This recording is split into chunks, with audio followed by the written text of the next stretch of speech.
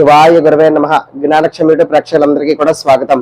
వివాహంకి ఇబ్బందులు అవుతున్నాయి అనుకోండి, ఆటంకాలు ఎదురవుతున్నాయి అనుకోండి, ఏ సంబంధాలు కూడా కుదరట్లేదు, ఎన్నో ప్రయత్నాలు చేస్తున్నారు, ఎన్నో పూజలు చేస్తున్నారు, ఎన్నో ప్రక్రియలు పరిహారాలన్నీ చేస్తున్నప్పటికీ కూడా వివాహం కుదరట్లేదు అనుకోండి, దానికి అన్యథా చాలా కారణాలు అయితే ఉంటాయి.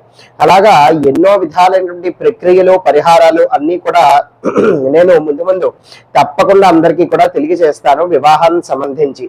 అయితే ముఖ్యంగా ఈ రోజు ఇప్పుడు మాత్రం ఎటువంటి మంత్రాలు లేకుండా, పూజా ప్రక్రియలు లేకుండా, ఎటువంటి మంత్రసిద్ధిలో సాధనలో ఇవేమి కూడా అవసరం అనేటువంటిది లేకుండా చాలా సులువైనటువంటి ఒక ప్రక్రియ చెప్పబోతున్నాను. మొట్టమొదటిగా ముందుగా అయితే ఇప్పుడు ముందు తర్వాత వీడియోలో నేను తప్పకుండా అవన్నీ కూడా తెలియజేస్తాను.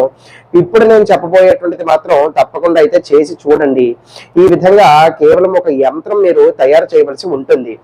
ఏ రోజైనా కూడా చెయ్యొచ్చు. ఫలానా ఈ రోజే మొదలు పెట్టాలి, ఈ తిథి నాడే మొదలు పెట్టాలి అని చెప్పి ఏమీ అవసరం లేదు. ఎప్పుడైనా కావాలంటే మరుసటి రోజు నుంచే మీరు ప్రారంభించవచ్చు.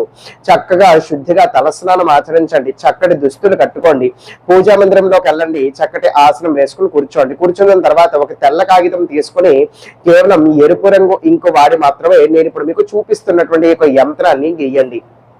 అర్థమవుతుంది కదా? ఇది యంత్రశాస్త్రం అన్నమాట.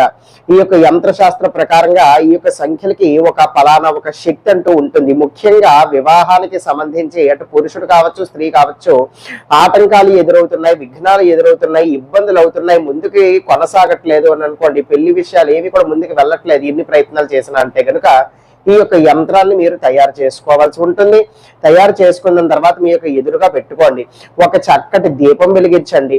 ఆ యొక్క యంత్రానికి ధూపం చూపించండి, అగరబత్తులు ఏవైనా కూడా వెలిగించి. దాని తర్వాత ఆ యొక్క యంత్రానికి నమస్కారం చేసుకుని చెప్పండి, యంత్రరాజా నేను ఈ యొక్క వివాహం కొరకై నిన్ను ఉపయోగించుకోదలిచాను, కాబట్టి నా పట్ల దయ చూపు. వివాహానికి నాకు బోల్డని ఆటంకాలు, విఘ్నాలు, ఇబ్బందులన్నీ కూడా కలుగుతున్నాయి. ఏమాత్రము కూడా పని ముందుకు సాగట్లేదు, కొనసాగట్లేదు, ఏమాత్రము కూడా సూచనలు లేవు, ఏ సంబంధాలు కూడా కుదరట్లేదు, వచ్చినవి ఏవైనా కూడా ఉంటే కనుక అవన్నీ కూడా మళ్ళీ వెనక్కి తిరిగి వెళ్ళిపోతున్నాయి. ఇలాగా మీ యొక్క ఇబ్బందిని చెప్పుకోండి.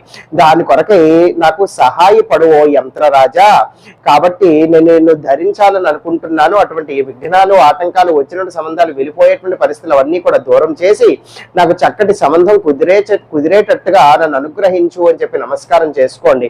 నమస్కారం చేసుకున్న తర్వాత దాన్ని జాగ్రత్తగా చుట్టపెట్టేసి ఒక రక్ష తావీజ్ అనేటువంటిది కొనుగోలు చేసుకోవాల్సి ఉంటుంది. దాంట్లో చక్కగా ఇమిడిచి మూత వేసేసి మీ యొక్క మెడలో ధరించండి. ఎరుపు తాడైనా నలుపు తాడైనా ఏదో ఒకటి వాడి మీ యొక్క మెడలో అనేటువంటిది ధరించండి.